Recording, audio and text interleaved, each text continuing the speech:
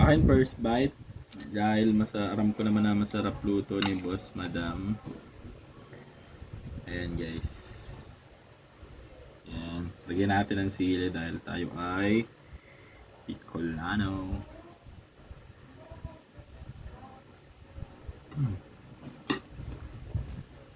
Ang sarap.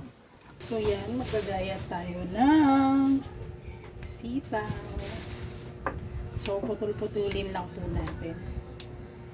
Sa amin, simple lang, ganito no. Like kutsilyo or kung ano pa. Mas madali yun, pero ito yung kinasanayan ko. So meron tayong sibuyas at bawang.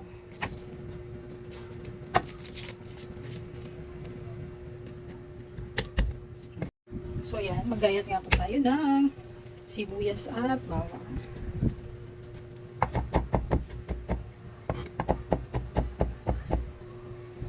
So, yung gagawin ko, adobo lang naman na simple.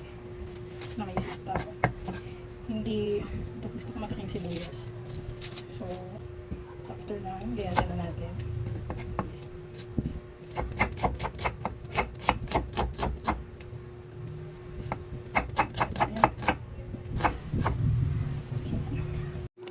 So, linisan po natin yung karne. Linis na po. Then, nadiretso ko na po sa kawali.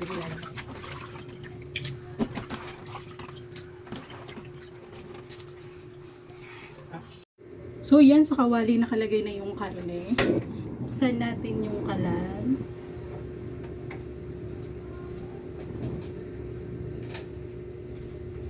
Then, lalagyan ko po yan ng tubig. Kasi gusto ko po maluto siya sa sarili niyang mantika. So, papakuluin muna natin hanggang malesen yung water niya. So, balikan na lang natin pag nalesen na po yung water. So, yan. Balikan na po natin. So, naluluto na yung karne natin. Hayaan lang po natin siya mag-reduce yung water.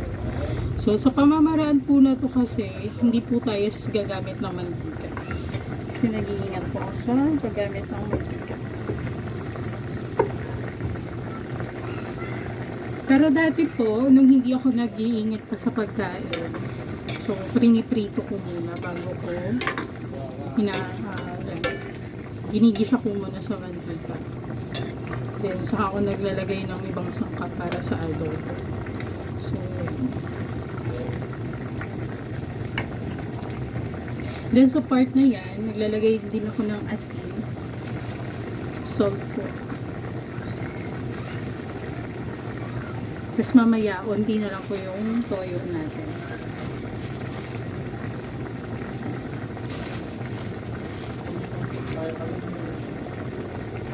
Lagay po ako ng paminta.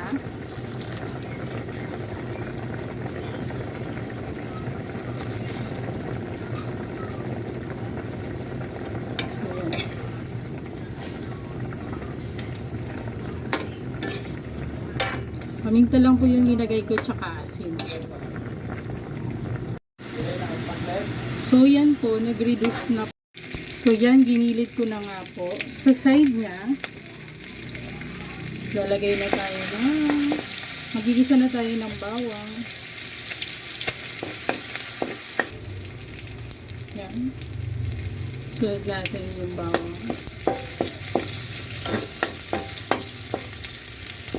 Luto na. Lagyan na natin lang. Lagyan na natin yung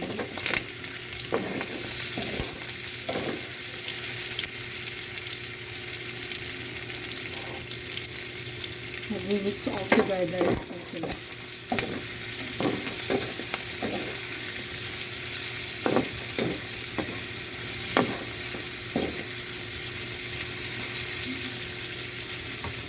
So, pwede natin lakas-lakasan yung apoy. Lagay po tayo ng kalahating martil. Siyempre, pork.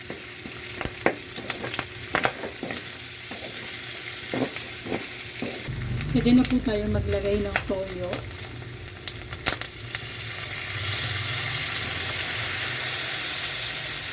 Then, lagay na rin natin ang ating sitaw.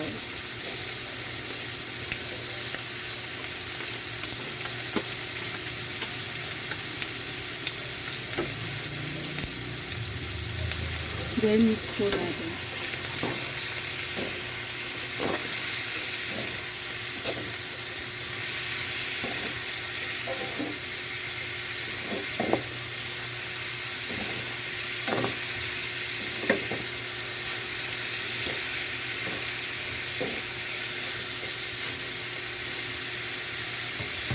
Lagay na rin natin yung siling haba na malapit na mabuhok.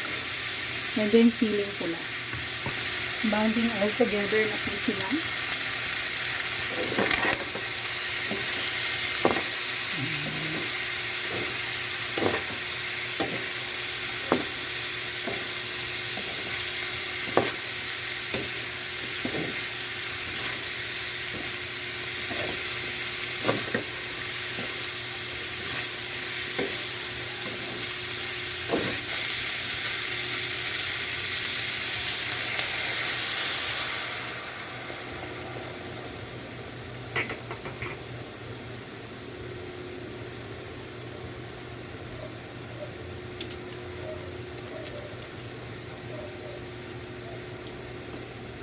Then, meron po tayong sweetener para dun sa pagtimbang ng pagiging salty ng ating niluluto.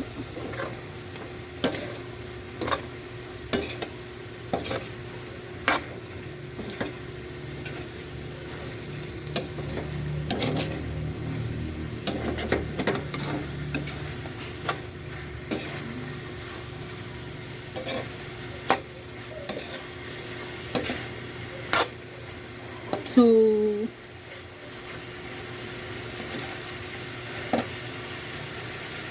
nga pala, lalagyan ko na rin ng kaunting oyster sauce kasi gusto na para lang kaunti lang magkalasa lang kasi may salt na.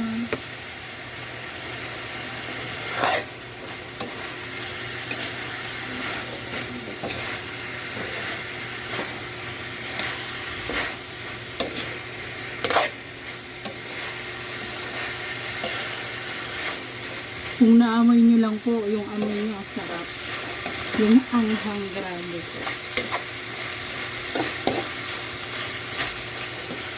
So, kaya lang natin maluto. At then, meron akong 3 egg. Lalagay ko na rin.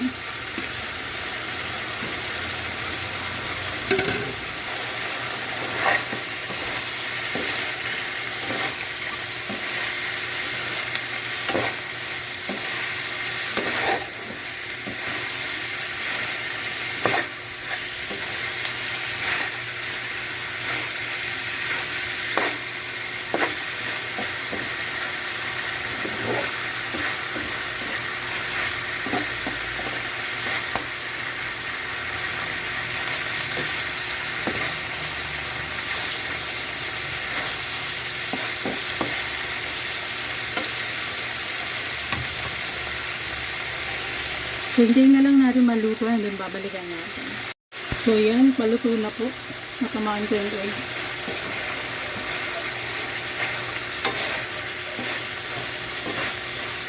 So, nagmamantigo po siya. Oh.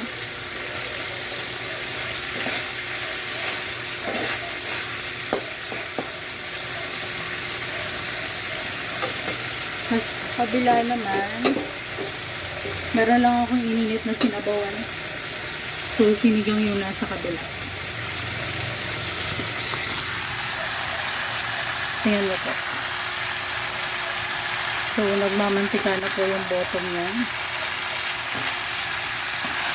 Kanya ba yan? Try nyo po ito kasi hindi ko alam, ito yung bet namin. Masarap po siya. Hindi din po ako gumagamit ng kung ano-anong pampasarap.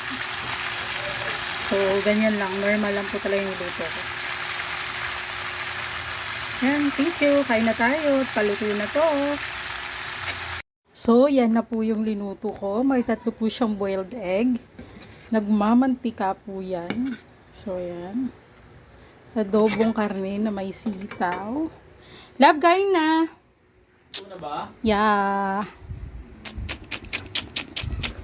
So, nakita nyo naman po at madami kaming sinampay. Yun o. Sarap na ito, eh. Akin first bite. Dahil aram ko naman na masarap luto ni Boss Madam. Ayan guys.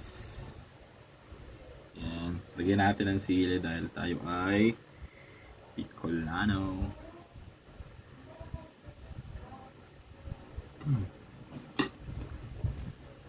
Ang sarap.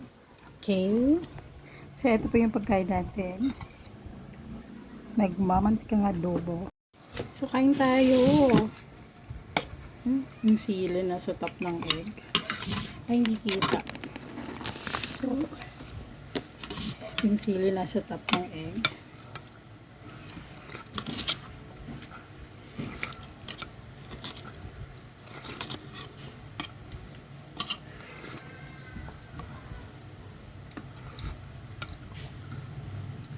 So, parang hot cook yung sitaw.